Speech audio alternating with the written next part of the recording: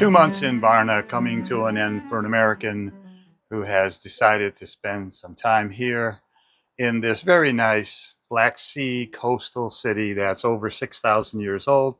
So I thought I'd wrap it up as I get ready for my trip back across the pond to the States and tell you what I think about Varna. And I'm going to try to take a couple of different approaches compared to the typical running around looking at tourist sites and all that. I'm going to show you that, but I want to discuss some other things as well.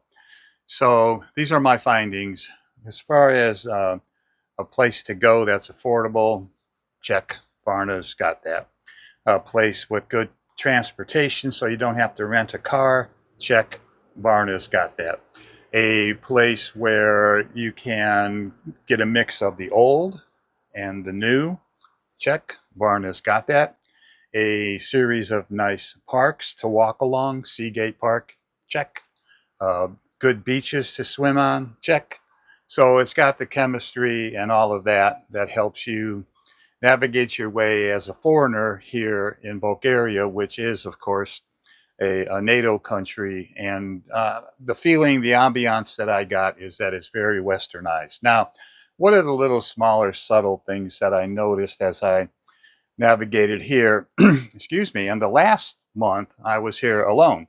And I know that much Russian and a lot of English and zero Bulgarian. So here's what I did when I went shopping. I decided to use ChatGPT to take a picture of the food package, and then I had ChatGPT translate it for me. So I knew that I wasn't buying pork when I really wanted steak and those types of things. I found that the cashiers at the stores here were extremely friendly and tolerant.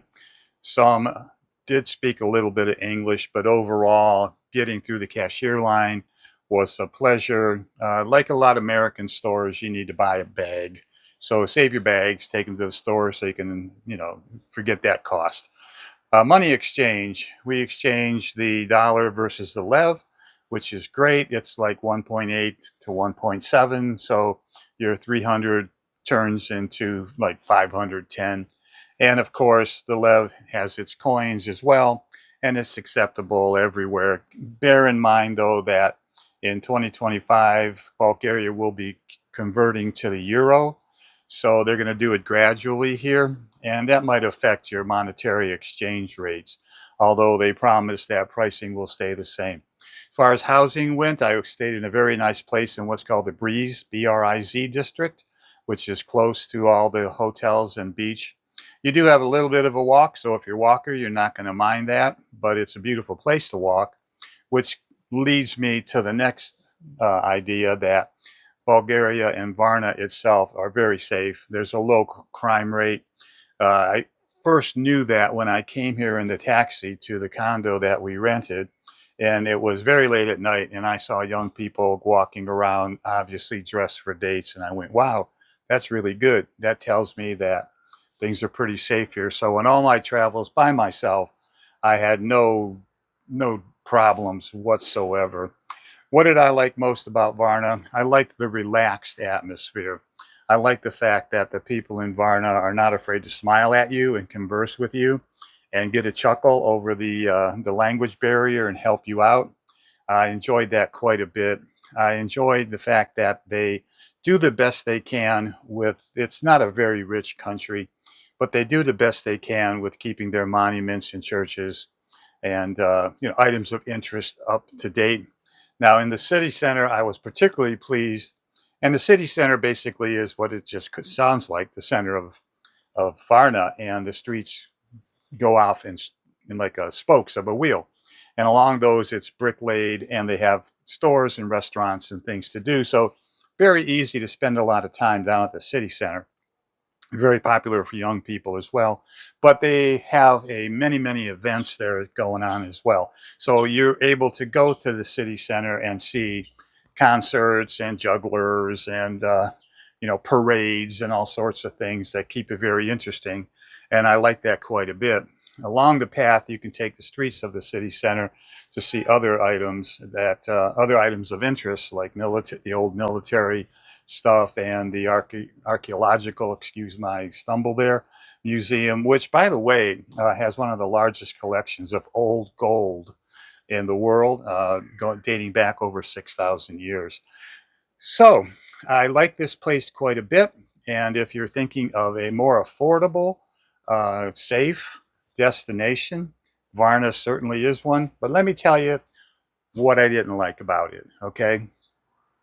And I find this to be true in many European cities, and this is no reflection on the residents of Varna, but the streets, they look like New York in the 70s, which basically is a lot of trash. And you got to be able to be patient with that as you walk around. And the second thing is, this is paradise for feral cats and dogs. You don't have to worry about the dogs barking at you or attacking you or anything. They're pretty docile. I was touched by the fact that the Bulgarians here in Varna leave food and water out for the cats and dogs in the parks and along the streets. I don't know if that contributes to the problem or solves the problem, but I do think it's touching and heartwarming that they care about the animals, but they don't have the animal control, feature like we do in the States. So that's probably two of the biggest downsides that I saw. But with all that aside, I think that's quite reasonable.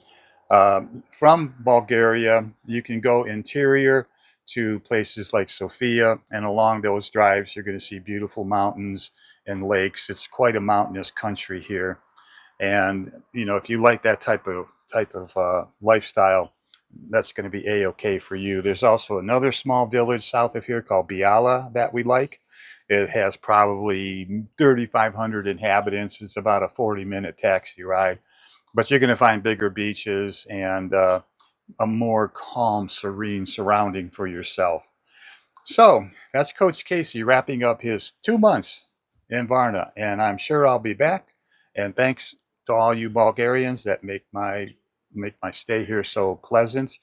And in the meanwhile, I'll see you in the future.